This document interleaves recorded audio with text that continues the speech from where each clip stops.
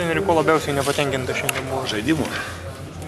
Žaidimų. Nu, aš praeitą kartą pasakiau, kad pralaimėjimas kartais reikia, kad sukrėstų komandą, aišku.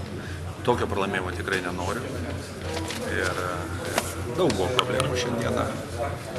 Bet pagrindinis dalykas pats tas, sakykime, 5 minutės liko iki rungtynių pabaigos, dar 5 taškai skirtumas ir mes pralaimėjome 18.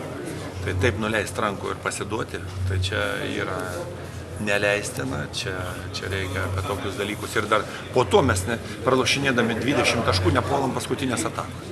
Man tie dalykai tokie nepateisinami, nesuprantami ir su tuo reikės kariauti.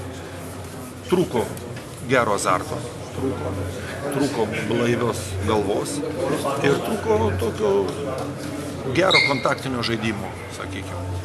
Šių dalykų ypatingai labai daug. Problema nusiteikime yra? Aš negalvočiau, kad nusiteikimas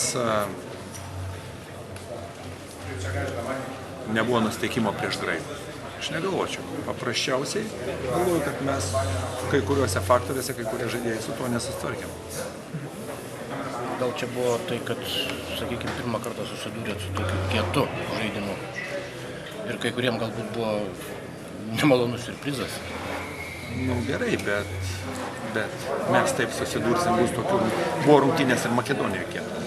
Ir buvo ir teisėjimas, bet mes susitvarkėm, susidorojom. Ir kaip sakant, o šį čia jau, aš nežinau, aš sakau, aš žiūrėjau jau tą truputį anksčiau, galbūt palepiant nuo tų rezultatų, kurie buvo iki šiol. Ir noriu pasakyti ir pasakiau komandai, kad tie draugiški susitikimai yra tik draugiški susitikimai. Viskas priklausys, kaip mes žaisim Europos čempionate. Taip, kad padaryti išvadas dar yra labai daug laiko. Negalvoju, kad šiandieną mūsų buvo tikras veidas, bet skaudžiai užgavo per ambicijas. Rytdienos rungtynės su Bosnija, turint omeny, kad tik žaisti grupiai, bus specifinės?